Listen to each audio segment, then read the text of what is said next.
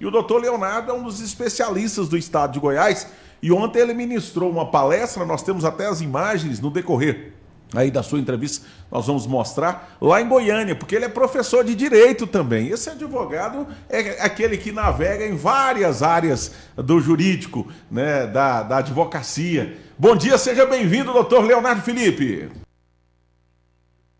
Bom dia, meu grande amigo Fábio, bom dia, professor Maurício, bom dia, doutor Alexandre, bom dia a todos os ouvintes da Lance FM. Nós também trouxemos aqui um acadêmico de terceiro período, terceiro semestre de Direito, que é o repórter Antony Lima, porque eu já fiz Direito também, não concluí, mas comecei. Quando a gente está no terceiro semestre, a gente já acha que já é doutor, já é advogado, já vai revolucionar tudo. E ele está também na bancada. Obrigado, professor Maurício, a sua pergunta ao doutor Leonardo Felipe. Bom dia, doutor Leonardo, seja bem-vindo mais uma vez aqui ao programa, né? Tivemos conversando ontem até tarde, né? Imagino que o senhor ainda está cansado, porque a gente foi dormir tarde, né? Depois do evento lá ontem, né? A gente teve uma audiência pública aqui também na Câmara, que a gente acompanhou. Eu quero saber a respeito do tema dessa palestra, com relação à questão da desinformação, né? Como é que a pessoa pode trabalhar a questão da denúncia, como vai denunciar, como fazer uma denúncia com relação à questão da desinformação eleitoral, que no caso é o período que a gente vai começar agora, que vamos entrar, já estamos no período pré-eleitoral, mas como é que a gente pode fazer uma denúncia formal ao TSE, ao TRE? Professor Maurício, bom dia mais uma vez. De fato, nós encerramos o expediente ontem bem tarde. Tem uma regra, hoje um dado, na verdade, né, que uma das maiores indústrias que existem no mundo é a indústria da desinformação. Hoje, é mais caro você manter e divulgar a verdade do que você manter e divulgar a desinformação. Desinformação, ao contrário do que muitas pessoas pensam, não é ausência de informação, porque a ausência de informação ela não existe simplesmente. A desinformação é a distorção da realidade, o que é algo absurdamente caro, porque causa prejuízo, causa violação a direitos e precisa ser punido e fiscalizado pela justiça. No que diz respeito à justiça eleitoral, mais importante ainda porque está relacionado a um tema que impacta o processo democrático. E por isso nós temos aí um avanço cada vez mais significativo da legislação eleitoral no que diz respeito ao combate a essa desinformação. O Tribunal Superior Eleitoral recentemente alterou, modificou a resolução que trata de propaganda eleitoral para punir e tornar mais rígidas as ferramentas e as punições para combate a esse tipo de conduta tão maléfica durante o processo eleitoral. Olha a hora certa, 8h15, Alexandre Borges e a sua pergunta ao advogado eleitoral Leonardo Felipe na tela da Lance. Doutor Leonardo, primeiramente seja bem-vindo ao Café com Notícia, bom dia. Doutor Leonardo, como é que fica essa situação da informação, como o senhor disse? O que seria, então, uma fofoca, né, ou uma fake news, do que não seria? Porque antigamente, fofoca em período eleitoral é o que mais tinha, né? Cidades pequenas, cidade grande, isso daí faz parte do jogo político. Mas a gente sabe que texto sem contexto vira pretexto. Então, até onde eu faço um corte de um texto que não tem o pretexto? Até onde que isso é uma fake news, né? Ou uma fofoca? Ou é só uma semi-verdade? Como é que ficou essa relação? Alexandre, essa pergunta sua ela é muito boa, mas nós temos que entender que todo o esforço que nós podemos fazer para o combate à desinformação, ele não será suficiente na medida em que, conforme eu disse antes, essa indústria criada para disseminar falsidade e desinformação, ela é uma indústria estruturada montada e com alto poder de investimento em todas as áreas. Eu não estou me referindo só a processo eleitoral, estou me referindo a todas as áreas da sociedade. Eu vou te dar um exemplo aqui que talvez ilustre bem aquilo que você está pontuando aqui, Alexandre. Imagina que você está andando numa rua e você olha para frente e tem um caminhão com engradados de água, ok? E você repassa essa informação. Bom dia, gente. Essa manhã eu estava passando na rua tal e vi um caminhão entregando água na casa do fulano. Isso é uma informação. Não é uma desinformação, porque ela de fato existiu. Pega esse mesmo contexto e inclui na sua frase a seguinte expressão. Bom dia, pessoal. Hoje eu estava andando na rua X e encontrei um caminhão com um engradado de água. Esse caminhão, ele é abastecido, o combustível que fez com que essa água chegasse aqui é uma quadrilha de narcotraficantes que vem do interior do Equador. Ponto. É praticamente impossível a curto prazo você provar que aquele combustível não veio de uma quadrilha de narcotraficantes do interior do Equador. Só que o poder de divulgação de uma informação dessa é igual a você subir no alto de um prédio com um travesseiro e rasgar aquele travesseiro e as penas se espalharem. É quase impossível você pegar as penas de volta. Então, o que tem que ser combatido é a verificação dessas quadrilhas, na verdade, que vivem e sobrevivem de divulgar informações falsas no meio da sociedade. Espero que eu tenha conseguido aí, com esse exemplo, mostrar para vocês a diferença do que é uma informação e o que é uma desinformação, ou o que nós estamos chamando de fake news. 8h19, Antony Lima, e a sua pergunta? Primeiramente, bom dia, Fábio, bom dia, professor Maurício, bom dia, Alexandre, bom dia, doutor Leonardo. Quero dizer que é um prazer ter você aqui conosco, demonstrando todo o seu saber jurídico. E a minha pergunta tange a respeito sobre a inelegibilidade. O senhor que atua em diversas áreas do direito, atualmente, o que o senhor pode dizer aí para a gente com relação aos diversos fatores que têm feito que mais acontece dentro do direito eleitoral, que os candidatos acabam se tornando inelegíveis? Então, com relação à inelegibilidade, existem vários fatores específicos, né? Nós passaríamos aqui horas e horas e não encerraríamos esse tema, mas eu vou trazer alguns aqui para vocês. Por exemplo, a inelegibilidade decorrente de condenação em órgão colegiado. O gestor público, não apenas aquele parlamentar, não aquela pessoa que está no exercício de mandato parlamentar ou mesmo no exercício de mandato executivo, mas aquele que na administração pública faz gestão da coisa pública, ele é ordenador de despesa. Ele tem deveres constitucionais e legais de prestar conta de todas as atividades que ele executa, de todo recurso que ele gasta ou que ele deixa de gastar. Então ele vai ser julgado por ação ou por omissão. E nesse julgamento, quando ele ocorre em segunda instância e ele é condenado, torna-se então inelegível. Outra inelegibilidade que é clássica é aquela decorrente de parentesco. Então, eventualmente, imagine aí um candidato, aliás, um prefeito ou uma prefeita reeleita, cujo filho deseja disputar o mesmo cargo. Isso é uma inelegibilidade reflexa, que nós chamamos no direito eleitoral, né? Então, alcança parentes dentro, obviamente, de cargos ao executivo. O vice-prefeito, que nunca assumiu, ficou lá por 8 anos e entende que tem o direito, porque não está expressamente previsto na legislação, ele entende que tem o direito de disputar o terceiro mandato. Também é vedado.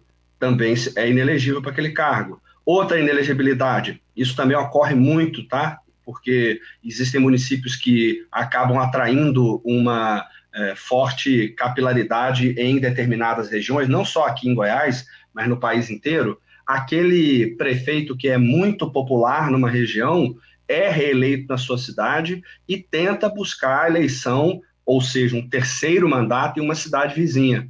Também é vedado pela legislação eleitoral. Então, eu tenho aí uma série de situações que geram a inelegibilidade para encerrar também, por exemplo, aquela pessoa que deveria, e é um rol extenso demais, deveria sair do cargo que está ocupando, nós chamamos isso de desincompatibilização, e não cumpre esse requisito formal no prazo previsto pela legislação eleitoral. Então, todos esses momentos, Antony, eles configuram hipóteses de inelegibilidade e, torno a dizer, poderíamos falar aqui horas e horas que teríamos diversas outras hipóteses de inelegibilidade. Doutor, 8h22, falando ao vivo aqui na Rede Lance, pessoal de Água Fria, mandando um abraço show de Planaltina. O Edson, nosso repórter, está antenado. Está perguntando o Edson lá de Planaltina, da nossa rádio. É permitido fazer live eleitoral, Leonardo Felipe?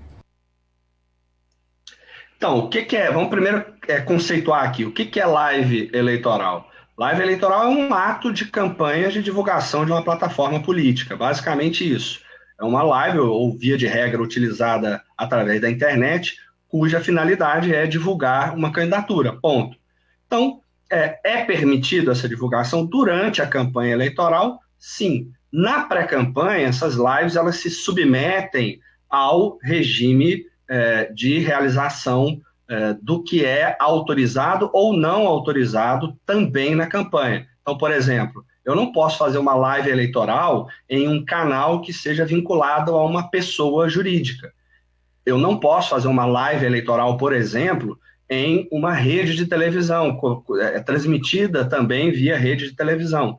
Então, eu posso fazer, a não ser que seja pelo partido político, eu não posso fazer por pessoas jurídicas. Já no partido eu posso, no canal da pessoa física, que é a pretensa candidata, ela pode, e durante o processo eleitoral, ela vai ser autorizada da mesma forma dentro desses requisitos que eu acabei de pontuar. Qual que é a diferença básica? No período de pré-campanha, você não pode pedir voto, você não pode ter nem o voto positivo, nem o voto negativo. E, durante a campanha, você é liberado, totalmente livre para poder fazer o pedido da forma que for mais conveniente para que você possa garantir aquela captação lícita de voto, ou seja, aquela permitida pela lei. Doutor, eu sou pré-candidato a prefeito na cidade de Formosa. Vou fazer aí no dia 24 o lançamento da minha pré-candidatura. Eu posso fazer uma transmissão, então, no meu canal do Facebook, do Instagram, eu posso fazer essa transmissão desse ato? Você pode fazer, Fábio, transmissão da live eleitoral, desde que seja no seu canal pessoal ou no canal institucional do partido ou da federação. Positivo, então. No canal da Lance FM não pode ser feito. Agora, no canal pessoal, sim. Professor Maurício, a sua pergunta final, 8h24. Doutor, nós estamos no período de pré-campanha, né? Eu quero saber o seguinte, com relação às manifestações pessoais sobre questões políticas, um pré-candidato pode fazer, ele pode também impulsionar esses conteúdos dele, e como está sendo utilizado, né, a questão da inteligência artificial dentro do contexto da campanha eleitoral? Professor Maurício, sua pergunta é bem ampla, né? Atingimos aí bastante um alto grau aí de complexidade na resposta, mas vamos lá. Primeiro lugar, com relação à manifestação pessoal, vou tentar ser aqui o mais breve possível, tá? Com relação à manifestação pessoal, nós estamos no Estado Democrático de Direito, todos podem ter manifestação pessoal, desde que essa manifestação não configure violação de direitos fundamentais. Então, você não pode caluniar ninguém, não pode difamar ninguém, você não pode cometer injúria a ninguém. Limitado a isso, não pedir voto também. Ou seja, a sua manifestação sobre se você gosta de fulano, beltrano, se você entende que Beltrano ou Cicrana são bons gestores, bons políticos, se ficar no campo da manifestação pessoal, isso não é problema algum. Com relação à inteligência artificial, eu tenho convicção que o Tribunal Superior Eleitoral terá uma fiscalização muito rígida com relação a esse tipo de tecnologia utilizada na internet, até porque manifestou isso na sua recente resolução publicada por agora. A inteligência artificial é uma tecnologia que veio para ficar, ela será utilizada nas eleições, porém, o uso indevido dessa tecnologia será punido e fiscalizado. Por exemplo, aqueles chatbots, né, aquelas aquelas ferramentas que você utiliza para responder eleitor, pode ser utilizado? Pode, não tem problema nenhum, desde que não simule que o eleitor está conversando com o candidato. Isso será proibido e será punido.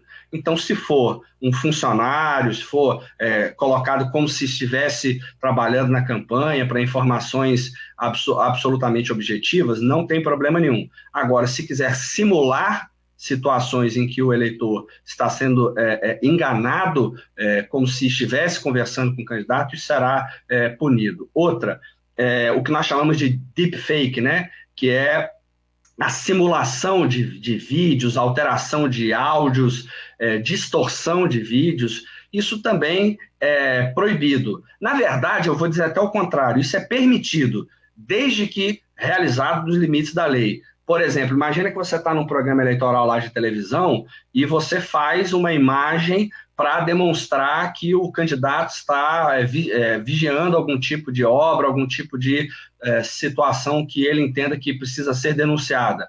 Obviamente que aquela imagem vai sofrer melhoria de qualidade, ela vai sofrer recortes para demonstrar, mas isso tem que ficar claro para o eleitor, que aquilo é um recorte, que aquilo é uma demonstração de uma situação apenas para fins de denúncia.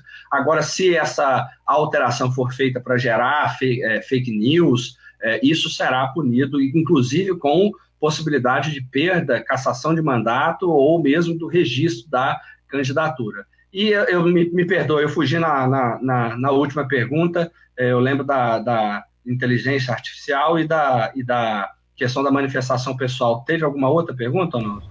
Não, do impulsionamento.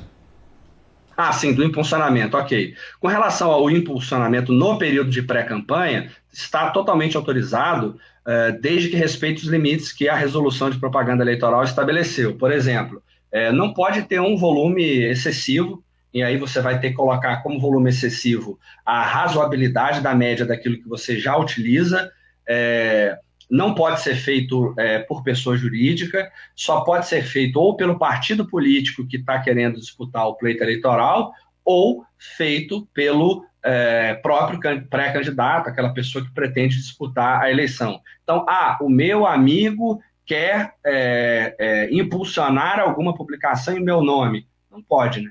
Você tem que publicar por você enquanto pré-candidato, enquanto divulgador das suas plataformas de possível campanha. Antony Lima, 8h29, a sua pergunta final. Bom dia, doutor Leonardo.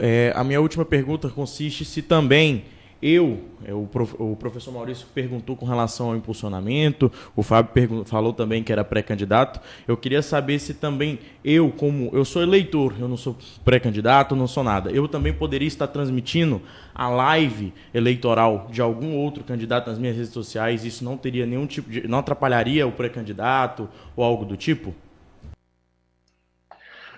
Antony, eleitor é o mais importante do processo eleitoral, né?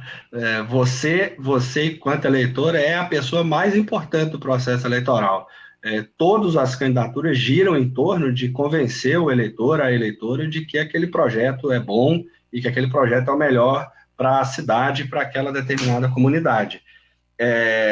O cidadão, conforme eu já havia respondido, a cidadã, eles detêm aqui a autorização e até o estímulo que ele faça manifestações pessoais. Então, você, de livre e espontânea vontade, sem nenhum tipo de coação, publicar, divulgar uma live eleitoral como demonstração de apoio àquele projeto, não há problema nenhum, até porque eu estou pressupondo que durante a pré-campanha, essa live eleitoral, nela não haverá pedido de voto, não haverá pedido explícito de voto. O que você não pode fazer? Ao transmitir, gerar monetização, gerar tentativa de impulsionamento com aquela live, isso você não vai poder fazer. Agora, manifestar pessoalmente, não há problema nenhum, desde que não haja pedido explícito de voto. Alexandre Borges, 8h31, e a sua pergunta final. Doutor Leonardo, ufa, graças a Deus, viu? Porque eu achei que a automação não ia poder, mas ficou bem explicadinho aqui, bem bacana. Então pode, desde que você siga o cumprimento aí das leis eleitorais, não fazendo alguma bobagem, né? A parte do robô achei muito interessante, porque realmente você, né, parece que o vereador está se importando com todo mundo, o prefeito está se importando com todo mundo, mas na verdade é só um robô. Na última eleição tiveram também as dicas, né, de palavras, de colocações que poderia através do TSE. Nessa eleição também vai ter esse tipo de palavras que vão poder ser ditas, palavras que não vão poder ser ditas, ou melhor, recomendações, né? Mas ninguém quis debater de frente com o TSE, né? Todo mundo seguiu essa recomendação de palavra. Como é que vai ser essa eleição? Então, o TSE continua tendo, inclusive criou hoje não, né? Recentemente, um repositório público de decisões que tratam sobre esse tema. A tendência é a fiscalização ficar cada vez mais ampla, envolvendo aí instituições da sociedade civil, como a Ordem dos Advogados do Brasil, que tem um comitê já fixo.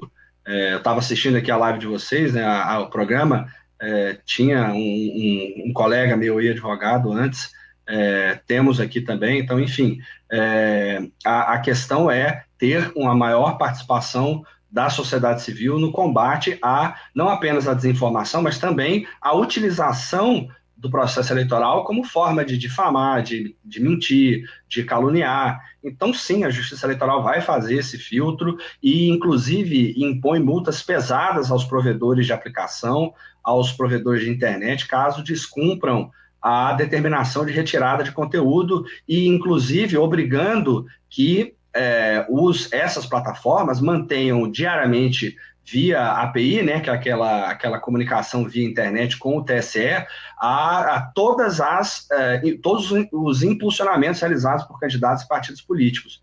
Então, o TSE terá acesso 24 horas imediato a todas as mídias que forem impulsionadas dentro do processo eleitoral. E um detalhe, o TSE agora também exige que você coloque nos vídeos e nas imagens, de forma expressa, que há algum tipo de modificação digital naquela imagem original. Então, se for vídeo, tem que ter um trecho de 1 a 2 segundos no início, informando que aquele vídeo terá distorções, e se for imagem, terá que ter a marca d'água na imagem, comprovando que aquela imagem foi alterada pelo usuário, pelo cidadão, pelo eleitor, no caso, pelo candidato, perdão.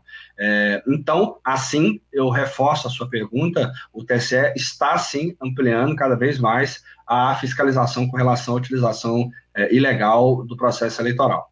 8h34, qual é a expectativa do senhor, doutor Leonardo Felipe, com relação ao tempo? O senhor falava aí de uma entrevista há pouco, antes do senhor, um vereador assumindo 3 anos e 5 meses depois de um pleito eleitoral passado, ganhou do TSE, homologou agora, sentou na cadeira, uma recontagem devido à porcentagem de 30% que não foi cumprida pelo partido, pela coligação naquele momento. É um lapso muito grande.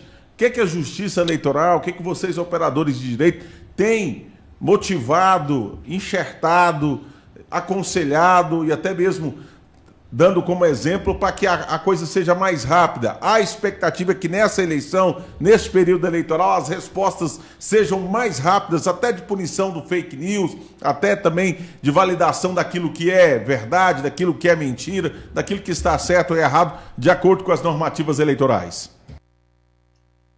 Fábio, mesmo com todas as dificuldades, a Justiça Eleitoral ela é uma das justiças mais céleres e que funciona de forma mais precisa, e aí em todos os seus aspectos, tá? Desde a função administrativa, que é inerente aí à Justiça Eleitoral, que é coordenar o processo das eleições, até o processo de comando aí das próprias eleições em si. Então, a Justiça Eleitoral tem sido efetiva e tem sido ágil na sua atuação. Óbvio que não existe perfeição e não existe 100% de acerto. Então, todos nós somos sujeitos a erros e, em alguns casos, a demoras.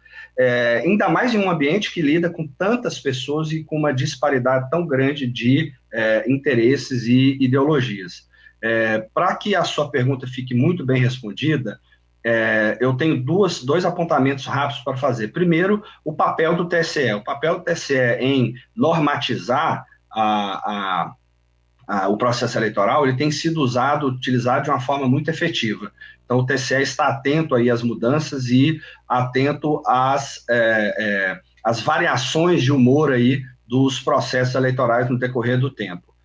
Em segundo lugar, a sociedade como um todo, e aí eu me incluo como advogado, ou seja, como um agente que está na Constituição como função essencial à justiça, o Ministério Público Eleitoral, que tem uma função importante, os assessores que trabalham na análise de contas aí dentro de um processo muito amplo, transversal, intersetorial, que é realizado pela Justiça Eleitoral, e a sociedade como um todo, incluindo aí os partidos políticos e os candidatos. Nesse quesito específico do descumprimento de cota de gênero, eu tenho aí orientado os meus clientes, tenho orientado aí nas palestras e nas aulas que eu dou como professor universitário, que nessa eleição especificamente seja realizado um trabalho de monitoramento do processo eleitoral, monitoramento diário por parte dos partidos políticos, das federações, para que seja garantido o cumprimento dessa cota de gênero, porque a Justiça Eleitoral tem olhado para isso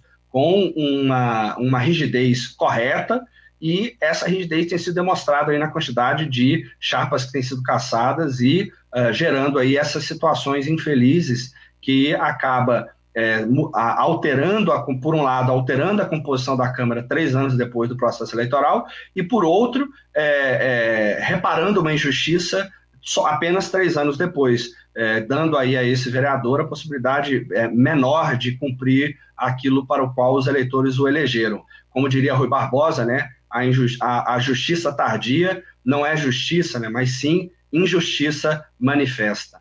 Doutor, nós colocamos agora, a nossa equipe vai colocar na transmissão o seu Instagram. Nós agradecemos muito o senhor pelo carinho, pela atenção, né, porque o senhor tem tratado os nossos ouvintes esclarecido. Daqui para frente nós vamos conversar muito. Espero o senhor presencialmente aqui no dia 24, no meu aniversário. O senhor será bem-vindo com a sua comitiva. E muito obrigado pelos esclarecimentos. A equipe vai fazer o corte também. Depois nós vamos mandar aí para o nosso YouTube, nosso Facebook, porque é de muita valia para todas as emissoras nas cidades onde nós estamos. Deixe o senhor à vontade para as considerações finais.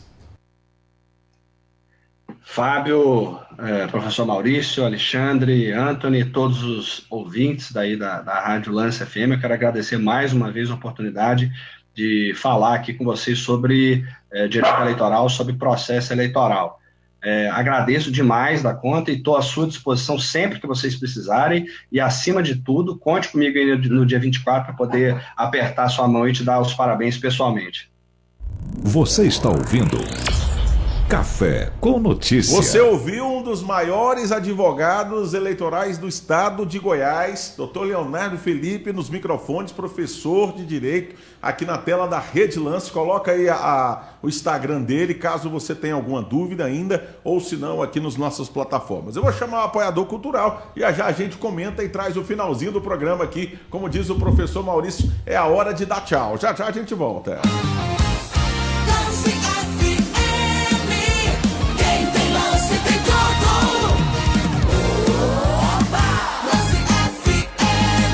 Supermercado Modelo informa a hora certa. 8h40. Lance FM. Apoio Cultural. Quem compara, compra. Faça suas compras no Supermercado Modelo. Açougue, padaria, hortifruti fresquinho, gêneros alimentícios em geral. Agora em 3 endereços. Rua 27 no Bosque, próximo à rodoviária. Na Avenida 6, ao lado do Hospital Regional. E na Avenida Posto Agropecuário, próximo ao Estádio Diogão. É perto, é barato, é Modelo. Respira, não pira. Toma um café e tiquira. E acorde para o dia, vai ser uma correria. Respira, não pira. Uma pausa sempre boa, conversar com as pessoas. Toma um café e tiquira. Tem a hora de treinar, a hora de descansar. Respira, não pira. Dia a dia é só tomar meu café e tiquira. Respira, não pira, toma um café e tiquira. 98,1. Interativa. Lance FM. Há mais de 20 anos, a Rede Paranã vem oferecendo qualidade e compromisso com serviços completos para você e seu veículo. Combustível de qualidade, troca de óleo, conveniência, entre outros. Se você é apaixonado por benefícios, saiba que aqui é o seu lugar. Ao abastecer em um dos nossos postos, você acumula cashback e troca por prêmios e serviços em nossa rede. Experimente, abasteça e comprove. Rede Paranã, oferecendo tradição e qualidade para você ir mais longe. Atenção para as especialidades do Instituto Godem. Ginecologia